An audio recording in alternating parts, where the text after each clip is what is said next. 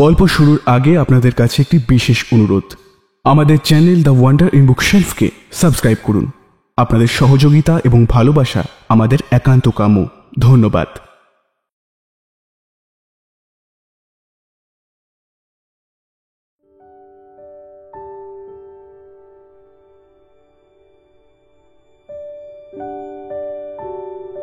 গল্পের দেশে আপনাদের নিয়ে যেতে আমরা আবার তৈরি।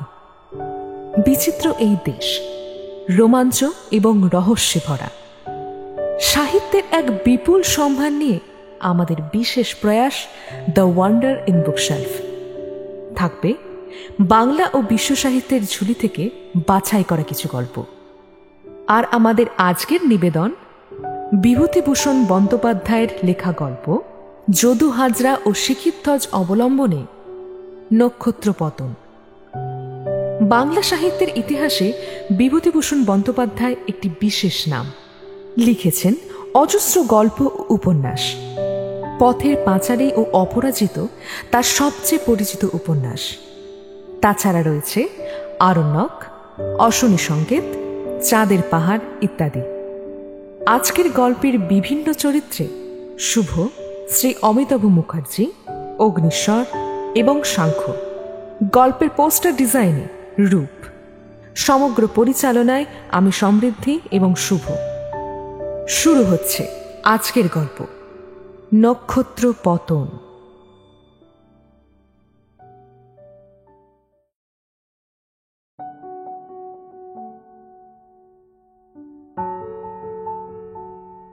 আপনারা একালে যদু হাজরার নাম বোধহয় অনেকেই শোনেননি। আমাদের বাল্যকালে যদু হাজরাকে কে না জানত। 24 পরগনা থেকে মুর্শিদাবাদ এবং ওদিকে বর্ধমান থেকে খুলনার মধ্যে যেখানেই বাজারে বা গঞ্জে বড় বারোয়ারির আসরে যাত্রা হতো, সেসব স্থানে 10-12 ক্রোশ পর্যন্ত যদু হাজরার নাম লোকের মুখে মুখে বেড়াত। কাঠের পুতুল যেন চোখ মিলে চাইত যদু হাজরার নাম শুনলে। আপনারা কেউ নিশ্চয়ই যদু হাজরাকে নল দময়ন্তীর পালাতে নলের পাঠ করতে দেখেননি। তাহলে জীবনের বহু ভালো জিনিসের মধ্যে একটা সেরা ভালো জিনিস হারিয়েছেন। আমি দেখেছি। সে একটা অদ্ভুত দিন আমার বাল্য জীবনে। তখন আমার বয়স কত হবে, ওই 12 কি 13। আমাদের গ্রামের একটি নববিবাহিতা বধূর বাপের বাড়িতে কি একটা কাজ উপলক্ষে সেই নববধূটিকে নৌকা করে তাদের বাড়িতে আমাকেই রেখে আসতে হবে বলে ঠিক হলো। পৌষ মাস, খুব শীত পড়েছে। বধূটি গ্রাম সম্পর্কে আমার গুরুজন, আমার চেয়ে 3-4 বছরের বড়ও বটে। দুজনে গল্প গুজবে সারা পথ কাটালুম। কিন্তু তার বাপের বাড়ি পৌঁছে আমি একটু মুশকিলেই পড়লাম। মস্ত বড় বাড়ি। উৎসব উপলক্ষে অনেক জায়গা থেকে আত্মীয় কুটুম্বের দল এসেছে। তার মধ্যে 2টি শহর অঞ্চলের চালাক চতুর জ্যাঠা ছেলে আমার বড় অস্বস্তির কারণ হয়ে উঠল। আরো এত ছেলে থাকতে তারা আমাকেই অপ্রতিভ করে কেন যে এত আমোদ পেতে লাগলো, তা আমি আজও ঠিক বুঝতে পারলাম না। একটি ছেলের বয়স ওই 15 হবে। রং ফর্সা, ছিপছিপে, সিল্কের পাঞ্জাবি গায়ে। নাম ছিল যতীন। নামটা এখনো মনে আছে। সে আমাকে বললে, কি বড়? আমি বললাম, মাইনর 2nd ক্লাসে পড়ি। বড়, হাঁচি মাইনাস কাশি কত হয়? প্রশ্ন শুনে আমি অবাক। বাংলা স্কুলে পড়ি, মাইনাস কথার মানে তখন জানি না। তাছাড়া এ কি অদ্ভুত প্রশ্ন। আমাকে চুপ করে থাকতে দেখে সে অমনি আবার জিজ্ঞাসা করলো, বুঝতে পারছো না তো? আচ্ছা বলো, হবগবলিন মানে কি? আমি ইংরাজি পড়ি বটে, কিন্তু সে সুশীল ও সুবোধ আব্দুলের গল্প, দারোয়ান ও জেলের গল্প, বড় জোর গুটি পোকা কি রেশমের কথা, সেসবের মধ্যে ওই অদ্ভুত কথাটা তো নেই। লজ্জায় লাল হয়ে বললুম, পারবো না। কিন্তু তাতেও আমার রেহাই নেই। ভগবান সেদিন লোকসমাজে আমাকে নিতান্ত হেই প্রমাণিত করতেই বোধহয় যতীনকে ওদের বাড়িতে এনে হাজির করেছিলেন। সে 2 হাতের আঙুলগুলো প্রসারিত করে আমার সামনে দেখিয়ে বললে, আচ্ছা আচ্ছা, এটা বলো, এতগুলি কলা যদি 1 পয়সা হয় তবে 5টি কলার দাম কত বলো? আমি বিষণ্ণ মুখে ভাবছি ওর দুহাতের মধ্যে ঠিক কতগুলো কলা ধরতে পারে। কি হে, তুমি যে মাইনার 2nd ক্লাসে পড়ো, হ্যাঁ, এই অবস্থা? সে খিলখিল করে হেসে উঠে বিজ্ঞের ভঙ্গিতে ঘাড় নেড়ে মাইনার স্কুলের 2nd ক্লাসের অর্জিত বিদ্যার অকিঞ্চিত করত্ব প্রতিপন্ন করলে। তারপর থেকে আমি তাকে ভয়ে ভয়ে এড়িয়েই চলতে লাগলাম। বয়স আমার চেয়ে একটু বেশিও বটে, শহর অঞ্চলে ইংরেজি স্কুলে পড়েও বটে, দরকার কি ওর সঙ্গে মিশে? তা চৌমাথার মোড়ে দাঁড়িয়ে আমি আর কত অপমানই বা সহ্য করি। কিন্তু সে আমায় যতই জ্বালাতন করুক, জীবনে সে আমার একটা বড় উপকার করেছিল, সেজন্য আমি তার কাছে চিরকাল কৃতজ্ঞ। সে যদু হাজরার অভিনয় আমাকে দেখিয়েছিল। সন্ধ্যার কিছু আগে সে আমায় বললে, এই যে, কি নাম তোমার? অখিলেশ। বাবা, নাম তো ভারী। তা শোনো, রাজগঞ্জের বাজারে বারোয়ারি হবে, শুনতে যাবে? বারোয়ারি? আরে যাত্রাপালা, যাত্রাপালা। তুমি দেখছি কিছুই বোঝো না। হে, কি যাবে? হ্যাঁ কি না? রাজগঞ্জ ওখান থেকে প্রায় 2.5 ক্রোশ পথ, হেঁটেই যদিও যেতে হয়। কিন্তু যাত্রা শোনবার নামে আমি এত উত্তেজিত হয়ে উঠলাম যে এই দীর্ঘ পথ এর সহচর্যে অতিক্রম করবার যন্ত্রণার দিকটা একেবারেই মনে পড়ল না।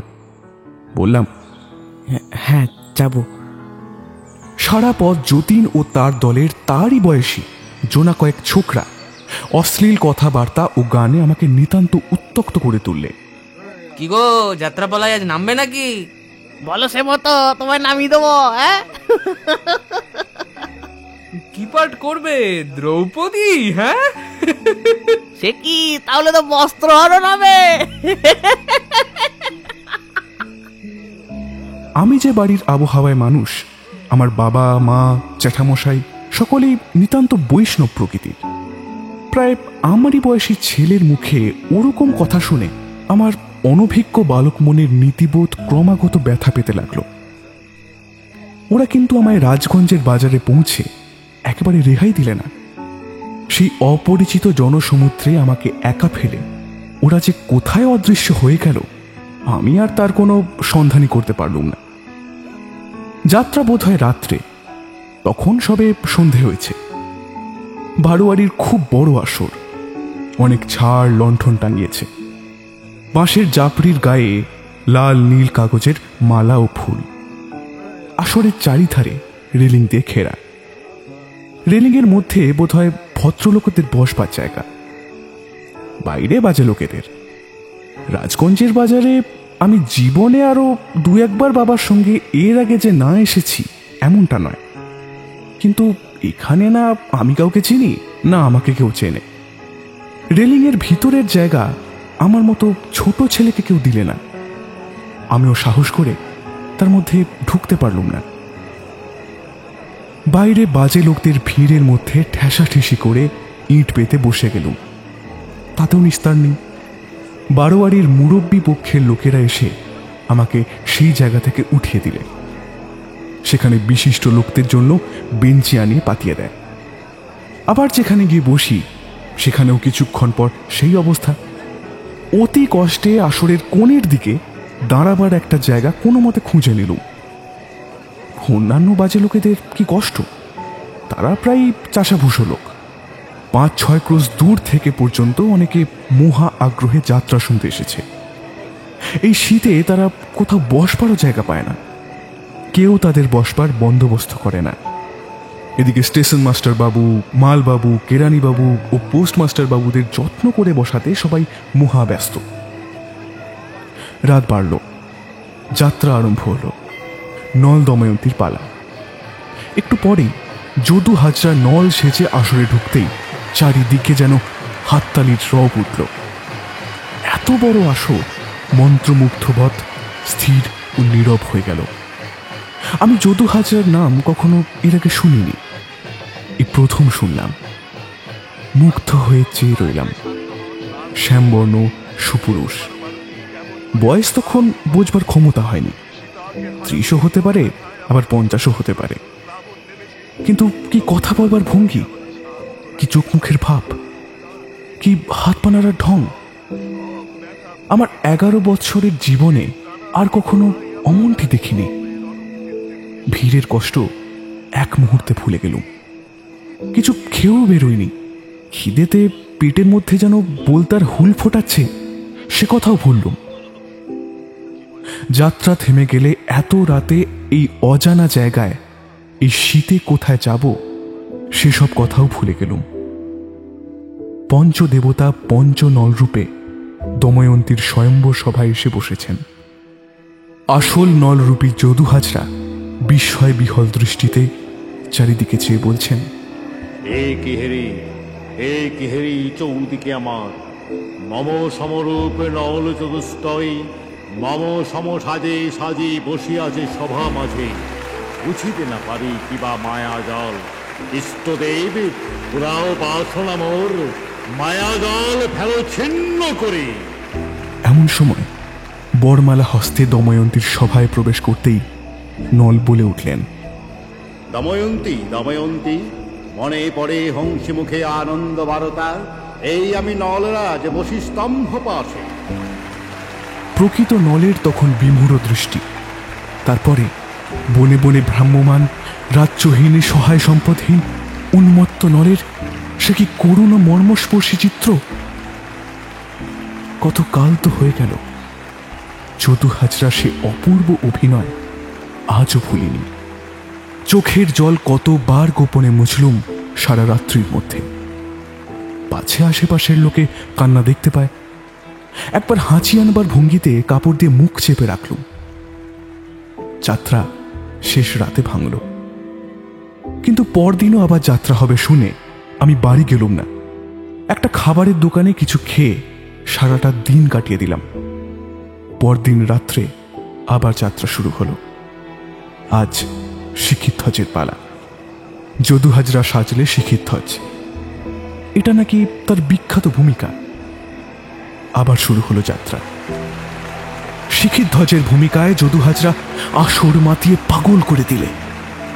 সেই এক রাতের অভিনয়ের জন্য 4-5খানা সোনা ও রূপার মেডেল পেলে যদু হাজরা। যাত্রা ভাঙল যখন, তখন বেশি রাত নেই। আসরে একটা বেঞ্চিতে শুয়ে রাত কাটিয়ে সকালে একা নিজের গ্রামে ফিরে এলাম। এরপর বেশ কয়েক বছর কেটে গেছে। তখন আমি আরো একটু বড় হয়েছি, স্কুলে ভর্তি হয়েছি। যদু হাজরার কথা তখন প্রায় এর ওর মুখে শুনি। যেখানেই যাত্রা দলের কথা ওঠে সকলেই এক বাক্যে স্বীকার করে যাত্রা দলের মধ্যে অপ্রতিদ্বন্দ্বী অভিনেতা সেই যদু হাজরা। উফ, যদু হাজরার অভিনয় দেখলে? সে আর বলতে, একেবারে জাদ্রেল অভিনেতা। উফ, ওই শিখিধ্বজ পালার শেষের দিকটায় একেবারে যেন মানে চোখে জল এসে গেল, বুঝলে?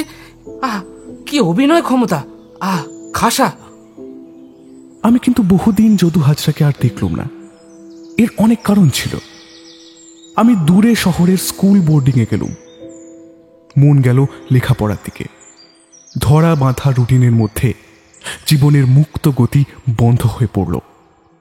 অ্যালজেব্রার আঁক, জ্যামিতির এক্সট্রা, ইংরাজি ভাষার নেশা, ফুটবল, ডিবেটিং ক্লাব, খবরের কাগজ জীবনের মধ্যে নানা পরিবর্তন এনে দিল। ছেলেবেলার মতো যেখানে যাত্রার নাম শুনবো সেখানেই দৌড়ে যাব, তা কে জানে 4 ক্রোশ, কে জানে 6 ক্রোশ। এমন মন ক্রমে ধীরে ধীরে বদলে যেতে লাগলো। ইচ্ছে হলেও হয়তো স্কুলের ছুটি থাকে না। স্কুলের ছুটি থাকলেও বোর্ডিংয়ের সুপারিনটেন্ডেন্ট ছাড়তে চান না। নানা উৎপাত। পাড়াগাঁয়ের ছেলে ছিলুম, থিয়েটার কাকে বলে জানতুম না। যে শহরে পড়তুম সেখানে উকিল মুক্তারদের একটা থিয়েটারের ক্লাব ছিল। তারা একবার থিয়েটার করলেন।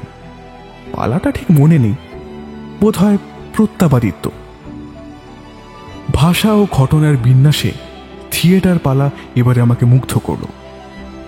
ভাবলাম যাত্রার যে ঢের খারাপ জিনিস, প্লটের এমন বাঁধুনি তো যাত্রার পালাতে নেই। তারপর অনেকবার উকিলদের ক্লাবে থিয়েটার দেখলুম। ছেলেবেলার মন ধীরে ধীরে বদলাতে শুরু করেছে। বাজারে যাত্রা হলো বারোয়ারির সময়, কলকাতার দল, কিন্তু তাতে আগেকার মতো আনন্দ পেলুম না। তারপর কলকাতা এলুম। তখন নতুন মতের অভিনয় সবে কলকাতায় শুরু হয়েছে। বড় বড় বহু বিখ্যাত নর্তের অভিনয় দেখবার সুযোগ জীবনে এই প্রথম ঘটল। তাদের নানা পালাতে নানা অভিনয় দেখলুম। বিলিতি ফিল্মে বিশ্ববিখ্যাত নর্তের অভিনয় অনেক দিন ধরে দেখলুম। মানুষ ক্রমে ক্রমে বিজ্ঞ হয়। উকিল মুক্তারদের প্রধান অভিনেতা গুরুদাস ঘোষ, যাকে এত কাল মনে মনে কত বড় বলে ভেবে এসেছি, এখন তার কথা ভাবলে আমার হাসি পায়। এইভাবে আরো কয়েকটা বছর কেটে গেল। কলেজ থেকে বেরিয়ে চাকরি করি। কলকাতার থিয়েটার অভিনেতারাও তখন আমার কাছে পুরনো ও একঘেয়ে হয়ে গেছে। থিয়েটার দেখা তো প্রায় ছেড়েই দিয়েছি, ফিল্ম সম্বন্ধেও তাই। খুব নামজাদা অভিনেতা না থাকলে সে ছবি দেখতে চাইনি। যাদের অভিনয় দেখে মুগ্ধ হয়েছি এতদিন, এখন তাদের অনেকের সম্বন্ধেই মত বদলেছি। এই যখন অবস্থা, তখন কি একটা ছুটিতে বাড়ি গিয়ে শুনি দেশে বারোয়ারি যাত্রাপালা। শুনলাম কলকাতা থেকে নাকি বড় যাত্রা দল আসছে, 150 টাকা এক রাত্রির জন্য নিয়েছে। এমন দল নাকি এদেশে আর কখনো আসেনি। ভালো বিলিতি ফিল্মই দেখিনে, থিয়েটার দেখাও ছেড়ে দিয়েছি আর ভালো লাগে না বলে। এই অবস্থায় রাত জেগে যাত্রা দেখবার যে বিন্দুমাত্র ইচ্ছেও মনে জাগবে না, এ কথা বলাই বাহুল্য। যাত্রা আবার কি দেখব, নিতান্ত বাজে জিনিস। কে কষ্ট করে এই গরমের মধ্যে লোকের ভিড়ে বসে যাত্রা দেখতে যাবে? কিন্তু বন্ধু বান্ধবেরা ছাড়লে না। বারোয়ারির কর্তৃপক্ষেরা বিশেষ অনুরোধ করে গেলেন। আমার যাওয়া চাই চাই। কি করি, ভদ্রতা বলেও একটা ব্যাপার আছে। খানিকটা দেখে না হয় উঠে এলেই হবে। নিতান্ত না যাওয়াটা ভালো দেখাবে না। দেশে তখন বিশেষ তত যাতায়াত নেই। সন্ধ্যার সময় যাত্রা বসল। যাত্রা জিনিসটা দেখিনি অনেককাল। দেখে বুঝল সেকালের যাত্রার নেই। জুড়ির গান, মেডেলধারী বেহালাদারদের দীর্ঘ কসরত, এসবই অতীত ইতিহাসে পরিণত হয়েছে। সলমা চুমকির কাজ করা সাজ পোশাকও আর নেই। কলকাতার থিয়েটারের হুবহু অনুকরণ যেন সাজ পোশাকে। তেমনি তরুণ অভিনেতাদের অভিনয়ের ঢঙে, এমনকি কয়েকজন অভিনেতার বলবার ধরন, মুখভঙ্গি ও হাত পা নাড়ার কায়দা কলকাতা স্টেজের কোনো নামজাদা বিশিষ্ট অভিনেতার মতো। দেখলুম আসরের শ্রোতার দলের মধ্যে যারা তরুণ বয়স্ক, তাদের কাছে এরা পেলে ঘন ঘন হাততালি। কেউ কেউ তো বললে, কি চমৎকার নকলি করছে ওই কলকাতা স্টেজের যতীনকে। বাস্তবক দেখার মতো একটা জিনিস আছে। এমন সময় আসরে ঢুকলো একজন মোটা কালো ও পেটে লোক। কিসের পাটে তা ঠিক মনে নেই। লোকটির বয়স ওই 60-এর উপর হবে, তবে স্বাস্থ্যটা ভালো। কিন্তু কেউ তার বেলা একটা হাততালি দিলে না, যদিও সে দর্শকদের খুশি করবার জন্য অনেক রকম মুখভঙ্গি করলে, অনেক হাত পা নাড়লে। আমার সঙ্গে একদল স্কুলের ছেলে বসেছিল। তাদের মধ্যে একজন বলে উঠল, এই বুড়োটাকে আবার কোথা থেকে জুটিয়েছে? এই দেখতে যেন একটা লিপে অ্যাক্টিং করছে, দেখো ঠিক যেন সং। পাশের একজন প্রৌঢ় ভদ্রলোক বললেন, কাকে কি বলছো গো? ও এককালে খুব নামজাদা একটা রে, তখন তোমরা জন্মাওনি। ওর নাম যদু হাজরা, বুঝলে? যদু হাজরা। কি যদু হাজরা? আমি হঠাৎ ভদ্রলোকের মুখের দিকে চাইলুম, তারপর আবার সেই বৃদ্ধ অভিনেতাটির দিকে। বাল্যদিনের একটা ঘটনা আমার মনে পড়ে গেল। সেই কনকনে শীতের রাত্রি, সেই শহরে ডেপো ছেলেদের সঙ্গ, সেই তারা আমাকে ফেলে কোথায় পালালো। তারপর বাড়ি থেকে অনেক দূরে এক অপরিচিত গঞ্জের বারোয়ারির আসরে ময়রার দোকানে খাবার খেয়ে আমার সেই একা বিদেশে 2 দিন কাটানো। আর সেই রাতে যার অভিনয় দেখে আমার বালক মন মুগ্ধ, বিস্মিত, উত্তেজিত হয়ে উঠেছিল, সেই যদু হাজরা এই। এক সময় তার যে ধরনের মুখভঙ্গি দেখে ও কথাবার্তার উচ্চারণ শুনে দর্শকের আনন্দে উন্মত্ত হয়ে যেত, আজও যদু হাজরা সেসব হুবহু করে যাচ্ছে আমার চোখের সামনে। অথচ দর্শকেরা খুশি নয় কেন? খুশি তো দূরের কথা, তাদের মধ্যে অনেকে ব্যঙ্গ বিদ্রুপ করছে। বসে বসে এই কথাটাই ভাবলুম, মন যেন কেমন বিষণ্ণ হয়ে উঠল। অপর লোকের কথা কি, আমারই তো যদু হাজরার হাব ভাব খুব হাস্যকর ঠেকছে। কেন এমন কেন হলো? বাল্যদিনের সেই যাত্রার আসরে একে আমি দেখেছিলাম। এর সেই অভিনয় এখনো স্পষ্ট মনে আছে আমার। বিশ্বাসঘাতক সেনাপতির সঙ্গে রাজার কনিষ্ঠা পত্নী ভ্রষ্টা। রাজা একদিন দুজনকে নির্জনে প্রেমালাপে নিমগ্ন দেখতে পেয়ে স্তম্ভিত হয়ে গেলেন। তারপর কি ভেবে বললেন, মধুসন্ধ্যা, আমি পৌর, তুমি তরুণী। এই বয়সে তোমাকে বিবাহ করে আমি ভুল করেছি, কিন্তু তোমায় আমি এখনো ভালোবাসি। প্রাণে তোমায় আমি মারব না।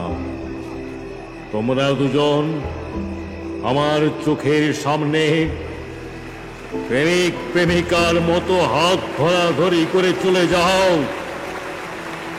কিন্তু আমার রাজ্যের বাইরে। আর কখনো যেন তোমাদের মুখ আমি না দেখি। ওরা ধরা পড়ে দুজনে ভয়ে ও লজ্জায় সংকুচিত হয়ে পড়েছে। রাজার সামনে এই কাজ কেমন করে করবে ওরা? হাত ধরাধরি করে কেমন করে যাবে?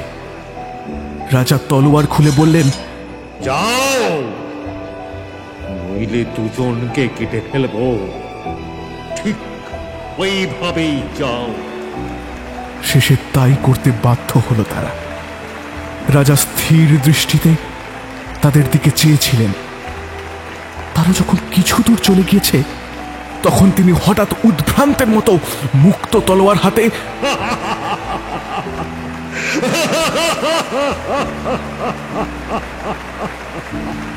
রবে একটা চিৎকার করে তাদের দিকে ছুটে গেলেন। সঙ্গে সঙ্গে তারাও আসরের বাইরে চলে গেল। এখনো মনে আছে রাজার সেই চমৎকার ভঙ্গিতে তার হতাশ হাহা রবের মধ্যে এমন একটা ট্র্যাজিক সুর ছিল, আসর শুদ্ধ দর্শককে তা বিচলিত করেছিল। আমি যদিও তখন নিতান্ত বালক, কিন্তু আমার মনের সেই দৃশ্যটি এমন গভীর দাগ দিয়েছিল যে এই এত বছর পরেও তা ভুলতে পারিনি। পরের দিন যদু হাজরার সঙ্গে দেখা হলো। ওদের যেখানে বাসা দিয়েছে তার সামনে একটা টুলের ওপর বসে সে তামাক টানছে। আমি বললাম, কাল আপনার পাঠ কিন্তু খুব চমৎকার হয়েছে। বৃদ্ধ আগ্রহের সুরে আমার মুখের দিকে তাকিয়ে বলল, আপনার ভালো লেগেছে? বললাম, হ্যাঁ, চমৎকার, এমন অনেকদিন দেখিনি। কথাটার মধ্যে সত্যের অপলাপ ছিল। বৃদ্ধ খুব খুশি হল। মনে হলো প্রশংসা জিনিসটা বেচারির ভাগ্যে অনেক দিন জোটেনি। আসরে কাল যখন তরুণ অভিনেতাদের বেলায় ঘন ঘন হাততালি পড়েছে, যদু হাজরার ভাগ্যে সে জায়গায় বিদ্রুপ ছাড়া আর কিছুই জোটেনি। বৃদ্ধ বললে, হ্যাঁ, আপনি বোঝেন, তাই আপনার ভালো লেগেছে। আর কি মশাই সেদিন আছে? এখন সব হয়েছে আট। সে যে কি মাথা মুন্ডু তা বুঝি নে। ওই বউ মাস্টারের দলে ভিগু সরকার, ভিগু সরকার ছিল। অমন দুর্যোধনের পাঠ, অমন অ্যাক্টর কেউ করবে না, বুঝলেন? সে কি সংলাপ! আজি মোর দুঃশাসন পাশে নাই, শকুনি চলিয়া গেছে, আপনারে আজ আমি পেয়েছি খুঁজিয়া, এ ধরনী স্বভাব সুন্দর, মানুষের লোভ তারে করেছে নরক।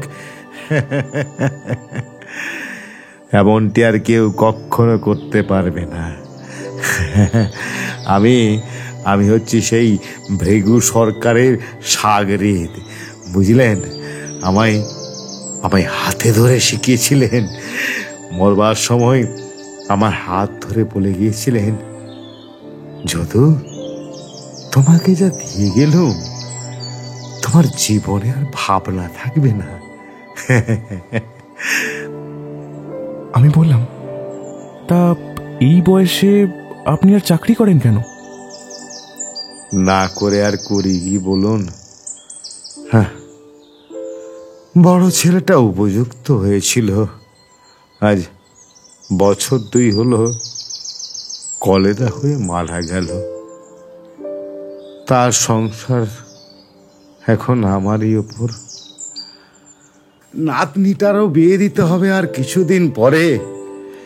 পয়সা যা আগে রোজগার করেছি হাতে রাখতে পারিনি, এখন আর তেমন মাইনেও পাই না। 150 টাকা পর্যন্ত মাইনে পেয়েছি এক সময়, জানেন? আমার জন্য না ওই অধিকারী আলাদা দুধ বন্দোবস্ত করে দিয়েছিল।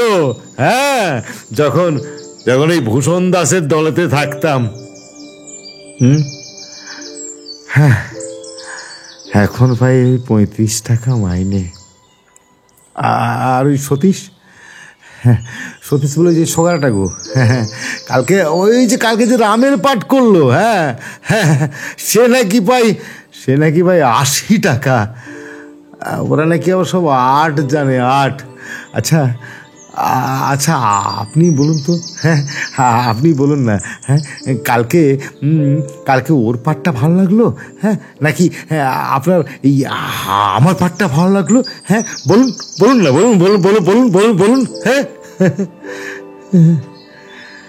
এখনকার আমলে ওদের খাতিরটাই বেশি অধিকারীর কাছে, আর আমাদের চাকরি বজায় রাখাই কঠিন হয়েছে। মনে মনে ভেবে দেখলাম, যদু হাজরার এতদিন বেঁচে থাকাটাই উচিত হয়নি।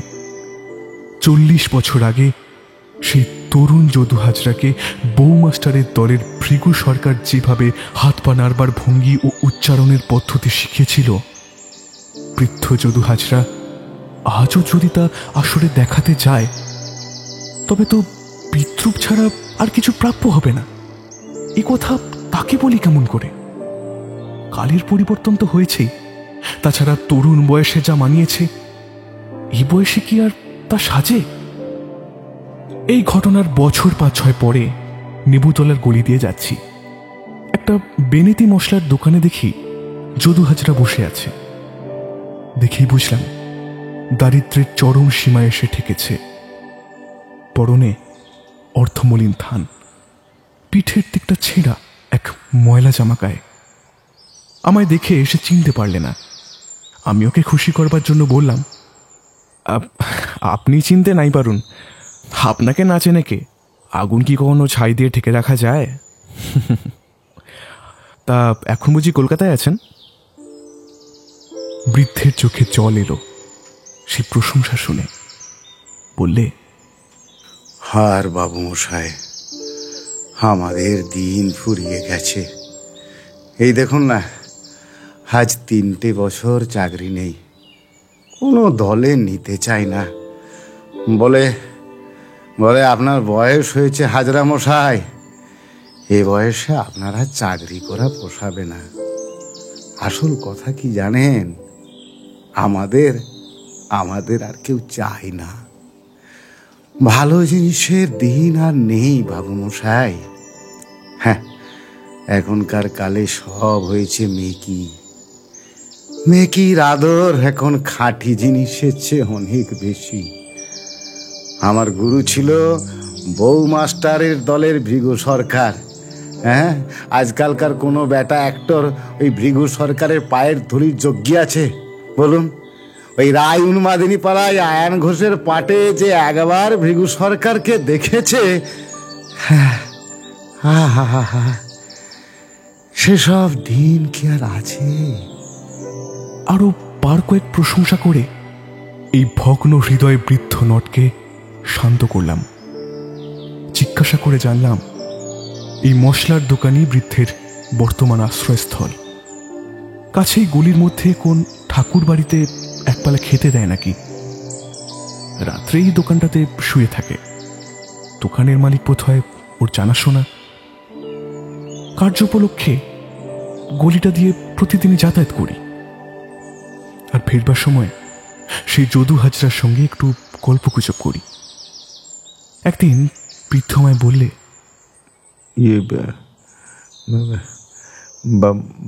বাবু মশাই, মানে একটা কথা বলবো? হ্যাঁ বলুন না। মানে একদিন একটু মাংস খাওয়াবেন, কতকাল খাইনি। একটা ভালো রেস্টুরেন্টে তাকে নিয়ে গিয়ে খাওয়ালাম। ওর খাওয়ার ভঙ্গি দেখে মনে হলো বৃদ্ধ কতদিন ভালো জিনিস খেতে পায়নি। তারপর দুজনে একটা পার্কে গিয়ে বসলাম। রাত তখন 9টা বেজে গিয়েছে। শীতকাল, অনেকেই তখন পার্ক থেকে চলে গিয়েছে। একটা বেঞ্চিতে বসে বৃদ্ধ নিজের সম্বন্ধে কত কথাই বললে।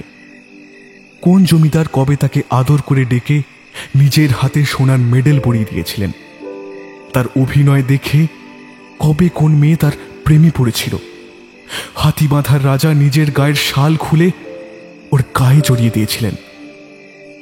এসব বলতে বলতেই মাঝে মাঝে যেন তিনি অন্যমনস্ক হয়ে পড়ছেন।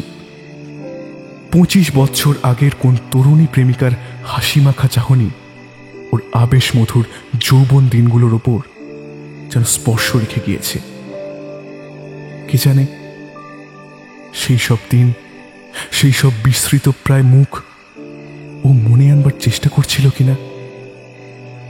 আমি কিছুক্ষণ চুপ করে থেকে বললাম, আচ্ছা, আপনার শিক্ষিত ধ্বজার ওই মধুছন্দার সে অভিনয় আমার বড় ভালো লাগে।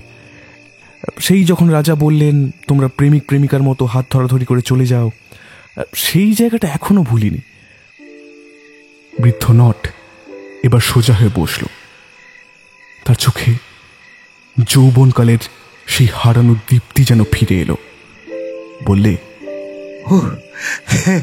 সে কতকাল আগেকার কথা জানেন জানেন ওই পালাটা গিয়েছি না, ওই পালাটা গিয়েছি ওই প্রসন্ন নিয়োগীর দলে থাকতে। দেখবেন, একবার করে দেখাবো। আমি উৎসাহের সঙ্গে বললাম, মনে আছে আপনার? একবার একবার দেখান না। ভাগ্যে পার্কে তখন বিশেষ কেউ ছিল না। বৃদ্ধ উঠে দাঁড়ালো। আমি হলাম মধুছন্দা। ও নিজের পাঠ বলে যেতে লাগলো। দেখলাম কিচ্ছু ভোলেনি। শেষে আমার দিকে ফিরে জলদ গম্ভীর সুরে বললে, যাও মধুছন্দা, তোমরা দুজনে প্রেমিক প্রেমিকার মতো হাত ধরাধরি করে চলে যাও। তারপর আমি কয়েক পা এগিয়ে যেতেই বৃদ্ধ তার মুখের সেই পুরনো ট্র্যাজিক সুরে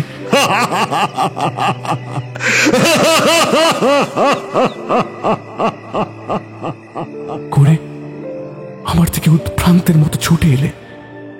সত্যি কি অপূর্ব সেই সুর, কি অপূর্ব ভঙ্গি। ভগ্ন হৃদয়ে বৃদ্ধ নট তার জীবনের সমস্ত ট্র্যাজেডি ওর মধ্যে ঠেলে দিলে। যেন সত্যই ও ভগ্ন হৃদয় প্রৌঢ় রাজা শিখিধ্বজ। অবিশ্বাসিনী মধুছন্দা ওকে উপেক্ষা করে তার তরুণ প্রেমিকের সঙ্গে হাত ধরাধরি করে চলে গেল। অল্প কয়েক মুহূর্তের জন্য বৃদ্ধ যদু হাজরা যেন 30 বছর আগেকার তরুণ নট যদু হাজরাকেও ছাড়িয়ে গেল। এই যদু হাজরার শেষ অভিনয়। এর মাসখানেক পরে একদিন নেবুতলার সেই মশলার দোকানটাতে খোঁজ করতে গিয়ে শুনলাম সে নাকি মারা গিয়েছে।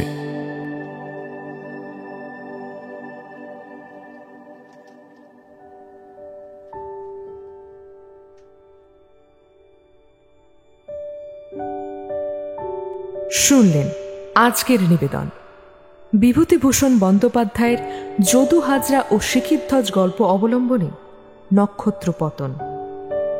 আজকের গল্পে কথক, ছেলে এবং প্রৌঢ়ের চরিত্রে শুভ, যদু হাজরার চরিত্রে শ্রী অমিতাভ মুখার্জি, ছেলের চরিত্রে সাংখ্য, যতীনের চরিত্রে অগ্নিশ্বর।